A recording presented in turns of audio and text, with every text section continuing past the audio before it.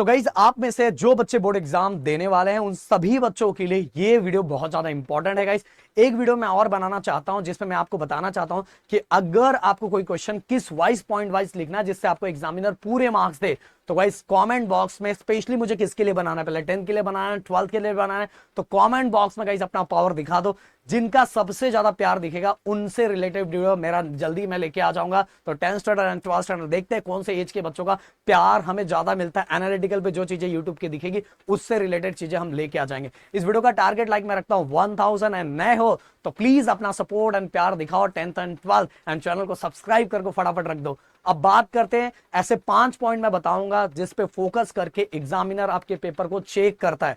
बहुत बार ऐसा देखा जाता है कि बच्चे बहुत पेपर लिखते हैं, भर भर के पेपर लिखते हैं, जब रिजल्ट आता है उनको शौक लगता है, यार मैंने तो पेपर इतना लिखा था, इतना भरा था पेपर, पर फिर भी मुझे मार्क्स नहीं मिला। सामने वाले ने तो जिस तरीके से बताया था उसका पेपर उतना अच्छा नहीं गया था, फिर भी उसको मार्क्स मिला है। तो इसके पीछे का रीजन होता है कि आप पेपर अपने अकॉर्डिंग मत लिखो, एग्जामिनर को जैसा चाहिए बोर्ड रूल के अकॉर्डिंग लिखो। अगर उस अकॉर्डिंग आप लिखते हो तो भाई आपको कम लिख के भी बहुत अच्छे मार्क्स मिलेंगे। कम लिख के मतलब रूल के अकॉर्डिंग लिख के आपको बहुत अच्छे मार्क्स मिलेंगे। समझ में आया? तो गाइस सबसे पहले पॉइंट की हम बात कर रहे हैं कि एग्जामिनर को एक दिन के अंदर गाइस मैं बताना चाहूंगा अराउंड 20 से लेके 50 पेपर चेक करने रहते हैं। और 20 से 50 पेपर चेक करना, सही बताऊं तो किसी को पेपर चेक करना इतना मजा नहीं आता, ये मैं बता देना चाहता हूं। बट गाइस कुछ रूल्स के कारण पेपर एग्जाम बहुत सारे टीचर्स को पेपर चेक करना ही पड़ता है गाइस। अगर नहीं चेक करेंगे तो भाई बहुत सारी चीजों से ना वो बाहर हटाए जा सकते हैं। इसीलिए रीजन होता है कि उनको ना चाहते हुए पेपर चेक करना पड़ता है। तो एक तो दुख वो रहता है, बाकी उनके घर का कुछ दुख,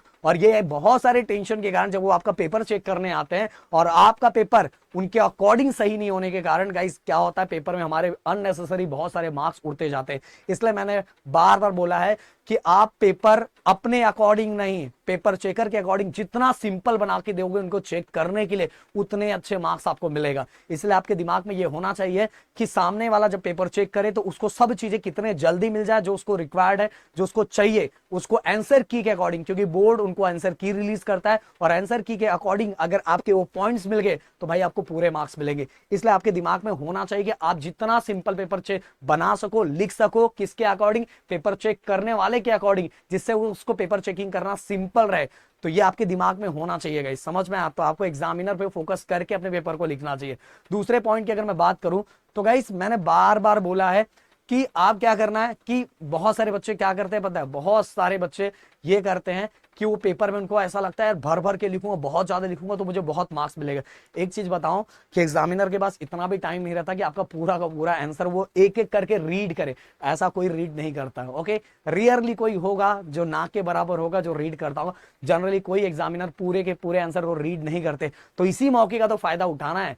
तो गाइस स्टार्टिंग और एंडिंग और पॉइंट वाइज, और उसके साथ ही अगर उसके साइंस का लिख रहे हो आप या आप फिजिक्स का डेरिवेशन लिख रहे हो तो एक डायग्राम आपने बना दिया, डायग्राम से रिलेटेड 2 पॉइंट लिख दिए, ओके। 2 पॉइंट के बाद आपने डेरिवेशन और जहां जहां मेन पॉइंट है उसको बॉक्सेस बना दिए। तो एग्जामिनर को जो जो मेन पॉइंट है, जो आंसर की के अकॉर्डिंग उनको चाहिए वो चीजें मिल गई। तो गाइस अगर बीच के 1-2 पॉइंट आपने उड़ा भी दिया फिर भी आपको पूरे के पूरे मार्क्स मिल जाएंगे, क्योंकि वो पूरे के पूरे आंसर चेक करने का उनके पास टाइम नहीं रहता गाइस।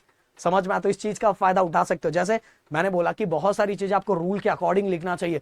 जैसे अगर मैं लैंग्वेजेस की बात करूं, लैंग्वेजेस में इतनी बहुत सारी चीजें, राइटिंग स्किल के बहुत सारे पार्ट है जिसमें आपको बोर्ड रूल के अकॉर्डिंग क्या क्या चीजें चाहिए वो पता रहना चाहिए। इसलिए बोल रहा हूं ये चैनल को फॉलो करना बहुत जरूरी है।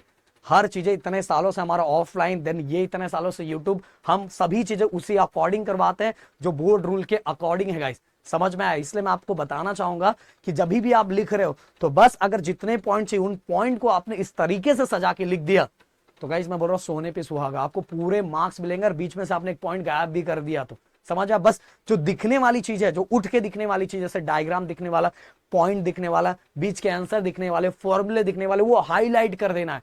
और 1-2 पॉइंट उड़ गए तो भी कोई टेंशन नहीं होगा। समझ में आया? तो एग्जामिनर पूरे क्वेश्चंस कभी रीड नहीं करता। इसके बाद गाइस बहुत सारे बच्चे बोलेंगे कि सर मेरा हैंडराइटिंग टाइपराइटर जैसा नहीं है, मेरा हैंडराइटिंग इतना अच्छा नहीं है। मैं भाई बोलूंगा कि अब हैंडराइटिंग बनाने का बिल्कुल टाइम आपके पास नहीं, बिल्कुल टाइम नहीं।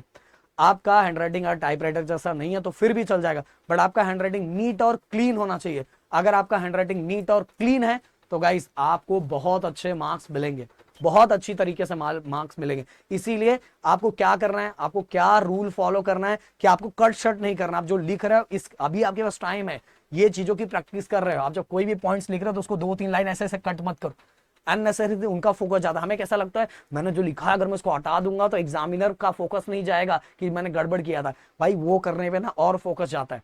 लैंग्वेजेस के अंदर आप ऐसा करोगे ना, स्टार्टिंग के अगर आपने कर दिया तो उसके दिमाग में बैठ जाता है, तो आधा मार्क्स अपने मर्जी से उड़ाते चला जाएगा। जहां आपको देना आपने बहुत अच्छा लिखा हुआ है फिर भी आपको आधा मार्क्स उड़ाता ही चला जाएगा। इसलिए हर पेपर आपका, हर पेपर का हर पेज बहुत नीट और क्लीन होना चाहिए, एक प्रॉपर प्रेजेंटेशन वाइज, जिसका मैं वीडियो लेके आने वाला हूं बहुत अच्छी तरीके से कि बोर्ड रूल के अकॉर्डिंग कैसा प्रेजेंटेशन होना चाहिए। भाई बहुत एक्स्ट्रा प्रेजेंटेशन करने पे बहुत बेकार लगता है। एक बोर्ड रूल के अकॉर्डिंग क्या चीजें होनी चाहिए उससे रिलेटेड मैं वीडियो लेके आऊंगा कि हमारा साइंस का क्या होना चाहिए, क्या फिर साइंस के अंदर हमारे लैंग्वेजेस के क्या होने चाहिए, सभी चीजें मैं बताने वाला हूँ गाइस, समझ में आया। तो इसीलिए पेपर आपका कैसा होना चाहिए, जो आंसर शीट है वो नीट और क्लीन होना चाहिए। इसके बाद गाइस 10th वाले बच्चों मैं आपको बताना चाहूंगा कि हमारा दंगल बैच लॉन्च हो चुका है। ओके, जो स्टार्ट होने वाला है दिसंबर में, जो क्रैश कोर्स होता है। ऑलरेडी बहुत सारे बच्चे पिछले साल का जो क्रैश कोर्स हमने लॉन्च किया तो उसके वीडियोस लेके आराम से पढ़ रहे हैं, नोट्स भी, और उनको उसके अंदर वो चीजें फ्री मिलेगी। दंगल बैच एक बार और लॉन्च होगा, बट गाइस अभी अगर लेते हो तो आपको एक फायदा मिलेगा कि गाइस जो क्रैश कोर्स है वो पहले से ही फ्री मिल जाएगा, और बहुत अच्छे इतने दिनों में आप बहुत सारी चीजें पढ़ाई कर सकते हो, और जब हम वो लाइव में आपको पढ़ाएंगे तो उसमें भी आप रिवाइज हो जाएगा। 12th स्टैंडर्ड के बच्चों, थर्सडे के दिन हमारा प्री लॉन्चिंग है क्रैश कोर्स का, जिसका नाम अभी तक हमने सोचा नहीं है, वो आपके ऊपर है कि हम कौन सा नाम रखें। तो क्रैश कोर्स लॉन्च होने वाला है, जिसमें स्टार्टिंग के 500 स्टूडेंट को मिनिमम प्राइस पे, बहुत मिनिमम प्राइस पे हम लोग क्या देने वाले, क्रैश कोर्स देने वाले। तो गाइज मैं बोलूंगा कि फॉर्म दिया हुआ है, उस फॉर्म को फिलअप करके रखो। अगर उस फॉर्म में रहोगे, उस फॉर्म में आपका नाम दिखा तो उस दिन, और वो उसी दिन बस उस प्राइस में मिलेगा। ओके, तो दोनों क्लास के बच्चे ये समझ लेना। इसके बाद गाइज मैं स्टार्टिंग में ही बोला था कि अपने आंसर को कट मत करो, पहले से फोकस बना के रखो कि आपको क्या लिखना। जितना कट शट करोगे एग्जामिनर का फोकस उतना आपकी चीजों पे जाएगा और वो अननेसेसरी मार्क्स उड़ाता जाएगा। इसके बाद गाइस मैंने बोला कि उसके ऊपर लिखने के बाद ओवर राइट मत करो। और एक चीज और बताऊंगा, कहीं भी एक्स्ट्रा मत लिखो गाइस। मैं बताना चाहूंगा लेटर की, अगर मैं बात लैंग्वेजेस में लेटर की बात करूं तो बच्चे ऐसा सोच के चलते हैं कि इतने मार्क्स का तो मैं इतना पेज भरूंगा, ऐसा भरूंगा। भाई जितना ज्यादा एक्स्ट्रा भरते जाओगे ना उतने आपके मार्क्स रिड्यूस होते जाएंगे, क्योंकि उतनी गलतियां एक्स्ट्रा करते जाओगे। एक लिमिट में जितने उनको पॉइंट चाहिए, जितने वर्ड चाहिए, बस उससे थोड़ा सा ज्यादा या थोड़ा सा कम कर दोगे तो भी आपको मार्क्स मिलेगा, कट शट नहीं होगा। तो दिमाग से काम करोगे ना गाइस तो मार्क्स आपका कट होने वाला है। मैंने हमेशा बोला है गधा वर्क नहीं करना है, स्मार्ट वर्क करना है। ओके, और ये चीज आपको दिमाग में रखना। और मैंने पहले ही स्टार्टिंग में बोल दिया कि जो आपका पहला, दूसरा, तीसरा पेज होना चाहिए, स्टार्टिंग के 2 पेज में तो कोई गलती, कोई कट शट नहीं होना चाहिए। क्योंकि एग्जामिनर के दिमाग में एक बार आप बैठ गए ना, एक बार बैठ गए कि भाई बंदा बहुत सही है और बहुत अच्छा पेपर लिखता है, तो उनका ऐसे ऐसे ही चलेगा, नहीं तो फिर ऐसे ऐसे ही चलेगा और ऐसे ऐसे ही चलेगा। समझ में आया? तो ये चीजें रखना, स्टार्टिंग के पेज में तो बिल्कुल गड़बड़ नहीं। और ये सुधारा कैसे जाएगा? ये सुधारा इस तरह से जाएगा कि आप पेपर प्रैक्टिस पे बहुत ज्यादा फोकस करो, सैंपल पेपर पे बहुत ज्यादा फोकस करोगे। अगर आप बोलोगे तो अपने ऐप पे फ्री मटेरियल सेक्शन में 3-4 पेपर आपको अवेलेबल करवा देंगे विद सॉल्यूशन के साथ, जिससे आप अपना पेपर लिख के चेक कर सकते हो कि आप कितनी गलती कर रहे हो। समझ है? बस आपको रट्टा मार लेने से आपका स्कोर नहीं आएगा। बोर्ड में स्कोर आना जो स्कूल में आता तो उससे अलग है गाइस। बहुत सारी चीजें कम लिख के भी और बोर्ड में बहुत अच्छा स्कोर कर सकते हैं। बोर्ड का पेपर बहुत सिंपल चेक होता है, बट अगर रूल के अकॉर्डिंग जाओगे तो मैंने जो चीजें बताई मेरे ख्याल से आपको समझ में आ गया होगा। मिलते हैं नेक्स्ट वीडियो में। Thank you so much guys. जय हिंद एंड जय महाराष्ट्र दोस्तों।